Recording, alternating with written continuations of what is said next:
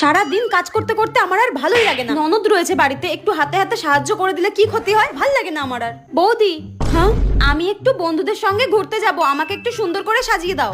বোন, দেখতেই তো পারছো আমি কাজ করছি, এখন কি করে দেবো বলো? ওদিকে রান্নারও দেরি হয়ে যাচ্ছে। কি তুমি আমার মুখের উপরে কথা বলছো? দাঁড়াও, আমি মাকে এক্ষুনি ডাকছি। মা, ঠিক আছে ঠিক আছে, করে দিচ্ছি। এই কুচুটে ননদটার যে কবে বিয়ে হবে আমিও দেখবো, বিয়ের পর শাশুড়ি কিরকম বেরোতে দেয়। ধুর, ভাল লাগে না।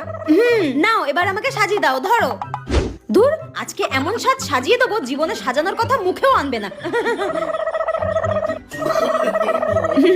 খুব সুন্দর লাগছে তোমাকে, দেখি একটু হা করো, হা করো।